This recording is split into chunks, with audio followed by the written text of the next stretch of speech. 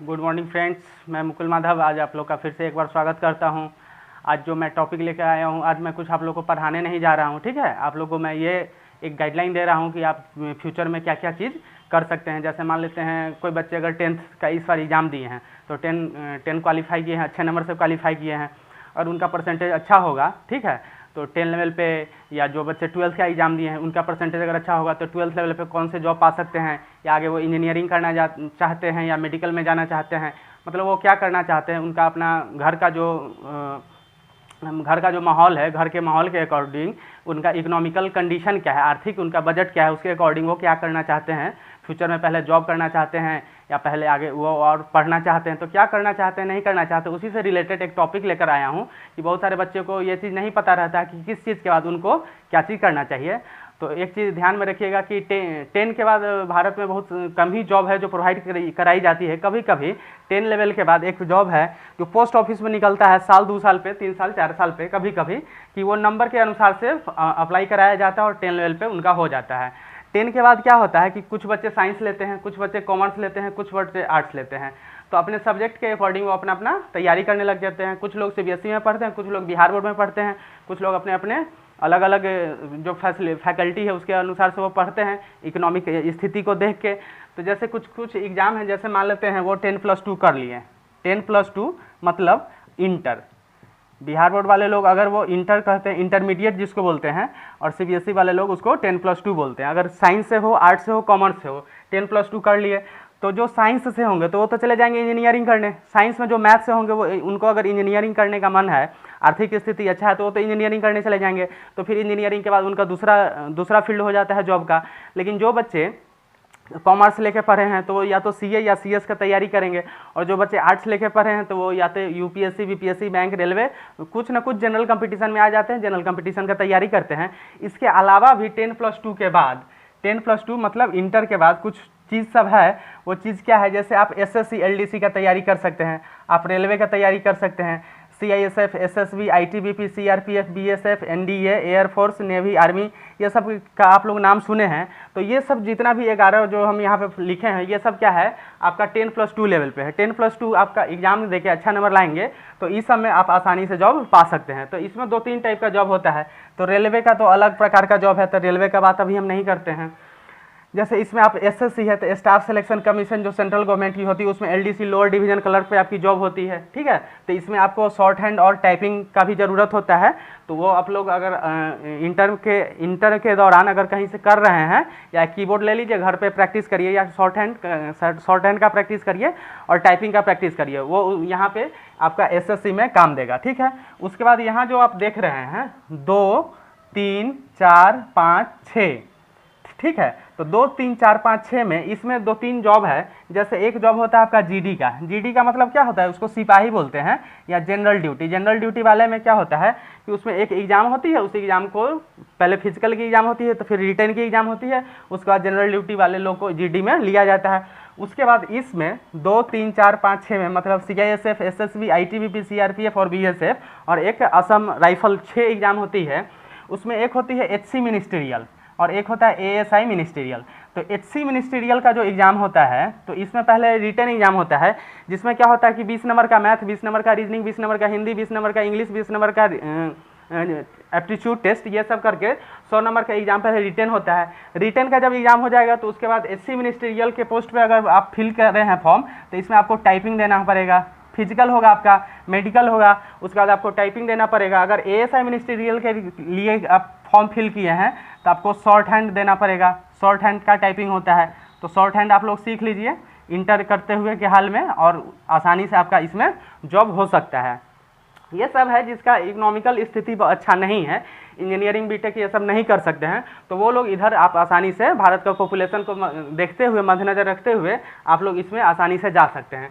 उसके बाद आपका एनडीए हो गया। तो एनडीए के लिए आपको 11th-12th का बच्चा वही कर सकता है जो साइंस से पढ़ा हो। तो इसमें एनडीए थोड़ा सा टफ होती है, इसमें फिजिक्स, केमिस्ट्री और मैथ, इन तीनों का फोकस करा जाता है। और एयर फोर्स, नेवी, आर्मी, ये तीनों जो है इसमें आपका डिफरेंट टाइप का जॉब होता है। इसमें कम से कम आपका अगर 60% आएगा तभी आपका एडमिट कार्ड आता है। अगर इंटर में 60% कम से कम नंबर आना चाहिए तो चांसेस बनती है कि एडमिट कार्ड आपका आएगा। अगर 60% से कम है, इसका फॉर्म भरिएगा, हो सकता है आपका एडमिट कार्ड ना आए। तो इसमें भी आप जा सकते हैं। रेलवे का तैयारी करिएगा तो रेलवे में भी बहुत अच्छा जॉब है, ठीक है। तो आप रेलवे में भी जा सकते हैं। धीरे धीरे भारत का बहुत सारा चीज़ प्राइवेटाइजेशन हो रहा है। तो दिल्ली मेट्रो रेलवे है, महाराष्ट्र मेट्रो रेलवे है, तो उसका बेंगलोर मेट्रो रेलवे है, कोलकाता मेट्रो रेलवे है। तो जहाँ जहाँ मेट्रो भी है उसका भी आपका इसके साथ हो सकता है तैयारी। तो इसमें जो भी चीज़ का हम लोग बता रहे हैं, चाहे वो जितना भी आप एग्ज़ाम का यहाँ पे नाम देख रहे हैं, और इधर जो है ग्रेजुएशन लेवल पे है 10+2+3। 10+2+3 का मतलब होता है ग्रेजुएशन, जो 3 साल का कोर्स होता है उसको हम लोग ग्रेजुएशन बोलते हैं। 10+2 के बाद लोग क्या करते हैं, 10+3 करते हैं। तो इसमें एक यूपीएससी होती है, बीपीएससी होती है, ऐसा ही मतलब सब इंस्पेक्टर जिसको दरोगा बोलते हैं। बैंक में या तो क्लर्क बनना हो या पीओ बनना हो तो उसके लिए आपको बैंक ग्रेजुएशन होनी चाहिए मिनिमम। सीडीएस का तैयारी करना हो, और एक होती है staff selection commission, graduate level पे होती है, इसका भी आप तैयारी। तो ये सब चीज़ का आप तैयारी आसानी से कर सकते हैं गवर्नमेंट सेक्टर में जॉब पाने के लिए। तो ये ग्रेजुएशन कम से कम आपका इसमें ग्रेजुएशन होना चाहिए। उसके बाद ये सब फॉर्म आप फिल कर सकते हैं, और ये फॉर्म फिल करने के लिए आपका कम से कम इंटर होना चाहिए या 10+2 होना चाहिए, चाहे वो कोई भी सब्जेक्ट के बच्चे हों, साइंस हो, आर्ट्स हो, कॉमर्स हो। कुछ सब्जेक्ट में कंडीशन, जैसे एनडीए है तो ये मैथ वाले लोग करेंगे, साइंस में मैथ जो लिए हैं वो कर सकते हैं, ठीक है। तो उस प्रकार से तो आप लोग का जो ये होल एंड सोल सिलेबस है, इसमें आप लोग को क्या क्या पढ़ना होता है उस चीज़ को ध्यान में देखिए। सबसे पहले आपको रीजनिंग पढ़ना होगा, ठीक है, मैथ पढ़ना होगा, इंग्लिश पढ़ना होगा, हिंदी पढ़ना होगा। तो ये सब कुछ जो बेसिक कंसेप्ट है जो आप 6 to 12 तक का आसानी से आप कर सकते हैं।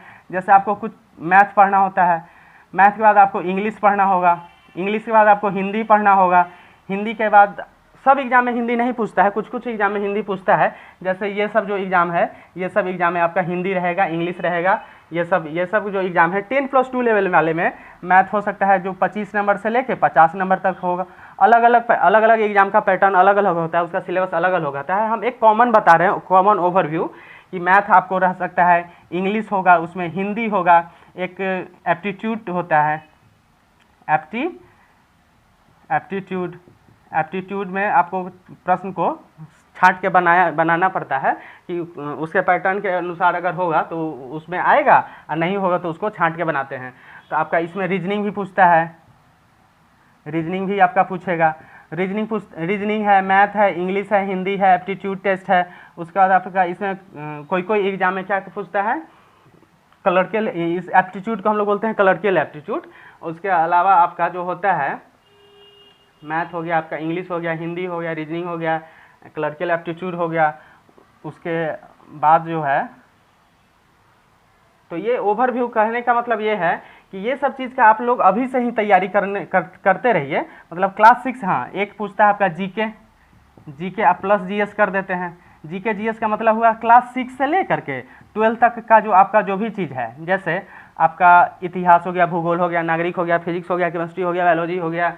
तो ये सब चीज़ और कुछ करंट का क्वेश्चन, तो ये इतना 4-5 पेपर का आप लोग बेस बना लीजिए, क्लास 6 से लेकर 12 तक का बेस बना लीजिए, और ये सब कोई भी एग्जाम का आप आसानी से तैयारी करिए। हाँ, कुछ में फिजिकल भी होता है, तो आप लोग फिजिकल के लिए आप लोग अभी से ही मॉर्निंग वॉक पे जाइए, थोड़ा सा पहले धीरे धीरे मॉर्निंग वॉक पे जाइए, उसका थोड़ा 500 मीटर, 100 मीटर, 1000 मीटर करके टहलिए। तो टहलने के बाद क्या करिए, दौड़ने का प्रैक्टिस करिए। उसके बाद मेडिकल होता है, तो मेडिकल में तो इंटरनल होता है, वो तो कौन आदमी के अंदर क्या है नहीं वो तो हम लोग जानते नहीं, वो तो डॉक्टर का काम है। तो ये सब चीज़ एक ओवरव्यू हम बताए हैं कि ये सब चीज़ आप आसानी से आप कर सकते हैं। Reasoning, math, English, Hindi, aptitude test, GK और जीएस। तो ये 5-6 पेपर है जिसका आप अगर आसानी से तैयारी करेंगे, एक बेस अगर स्ट्रॉन्ग कर लेंगे, तो आपको ये सब चीज़ में आसानी से 10+2 लेवल पे जा सकते हैं, और बैंक में जाना हो तो बैंक में भी आसानी से जा सकते हैं। तो 5-6 पेपर का आपको एक बेस बनाना होगा, और उस पर ये नहीं कि 1 दिन 2 दिन में हो जाएगा। बेस बनाने में कम से कम आपको 6 महीना, 1 साल, 2 साल, 3 साल समय लगेगा। तो हम इसीलिए अभी बता रहे हैं कि जो बहुत सारे बच्चों को ये सब को चीज़ के बारे में नहीं पता रहता है, वो डायरेक्ट फॉर्म फिल कर देते हैं, जाते हैं एग्जाम देने। तो एक भीड़ हो गया। तो भीड़ का हिस्सा अगर बनिएगा तो हो सकता है आपका जॉब हो ना हो, लेकिन अभी से ही अगर आपको नॉलेज रहेगा तो उसके लिए अभी से ही फोकस करके आप एक एम डिसाइड कर लीजिए हाँ हमको ये जाना है आपका आर्थिक स्थिति क्या है, उस आर्थिक स्थिति के अनुसार से आप इंजीनियरिंग करने नहीं जा सकते हैं, मेडिकल करने नहीं जा सकते हैं, CS का तैयारी नहीं कर सकते हैं। तो अभी से एक एम बना के उस लक्ष्य को की ओर अग्रसर रहिएगा तो आसानी से पकड़ सकते हैं। तो बच्चे का सर्वांगीण विकास होना चाहिए, इसीलिए हम बता रहे हैं कि किशोरावस्था के जो बच्चे होते हैं उनका भटकाव का काल होता है। तो उनको अगर सही समय पे अगर सही चीज़ की जानकारी हो जाए तो अपने एम को, लक्ष्य को हासिल कर सकते हैं। तो यही चीज़ हमको आज बताना था कि विभिन्न एग्जाम जो होते हैं 10 लेवल पे, 10+2 लेवल पे और 10+3 मतलब ग्रेजुएशन लेवल पे।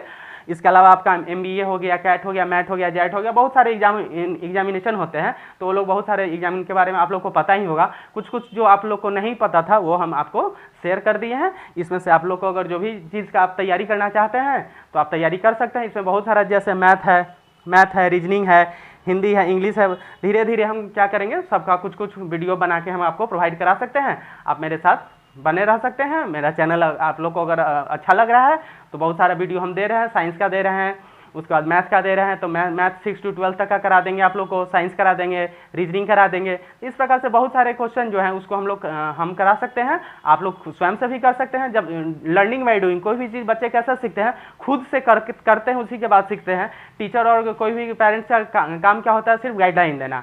करना तो खुद बच्चे को स्वयं होता है। तो हम लोग मोटिवेशन दे सकते हैं, आपको कुछ करा सकते हैं, और करना तो आपको स्वयं है। तो इसीलिए आप इसमें से जो भी फील्ड में जाना चाहते हैं आसानी से जा सकते हैं। उसका प्रिपरेशन अभी से ही एक एम बना के तैयारी करिए और मोटिवेट रहिए। एक न एक दिन आसानी से आपका लक्ष्य प्राप्ति जरूर होगा। Thank you.